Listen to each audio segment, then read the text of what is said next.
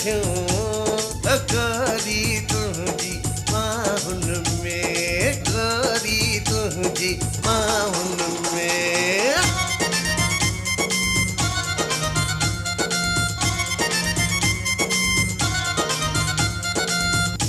कुछ शर्मीला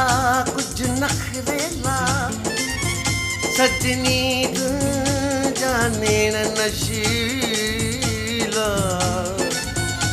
तू ऐं तुंहिंजो जोबन का दिल लाल गुलाबी चप रसीला, तू ऐं तुंहिंजो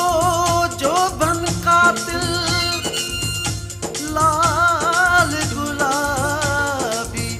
चप रसीला, तुझे हुस्न के मानन खातिर रोज हराया वेठो हीला। अख में कजल ऐं नक में फुली मारे विझे थी वरी उखिली, कई आशिक बि था वञनि चूड़ियूं खन खन कन थियूं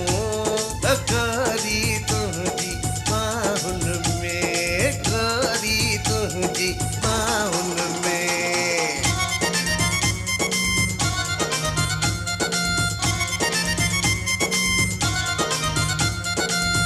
ही कारा ज़ुल्फ़न खोल पिरी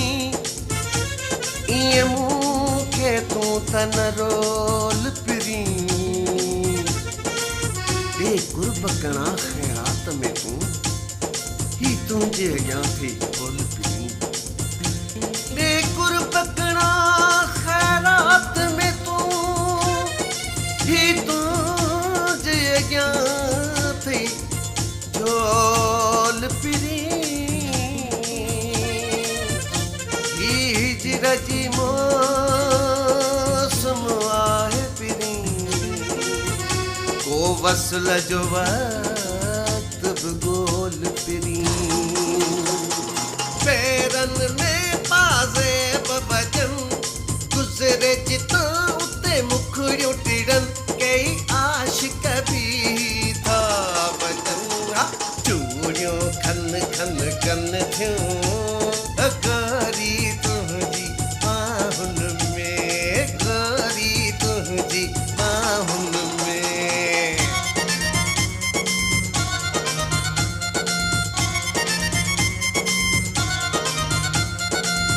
सूंह पूजन सवाब सम्झां थो, इन तंहिंखे ख़राब सम्झां थो, नेण भई नरगिसी ही तुंहिंजा ऐं मुंह मुक़द्दस गुलाब सम्झां, नेण भई नरगिसी ही तुंहिंजा मुंह मुक़द्दस गुलाब सम्झां थो, चंड खे कैद छुड़ कयो आहे, ही अज़ियत नकाब सम्झां थो, आफ़ताब अहिड़ी हुन जी नज़र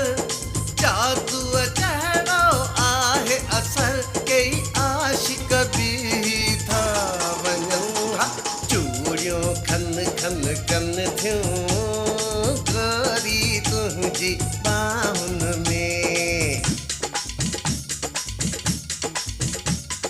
चूड़ियूं खन खन कन थियूं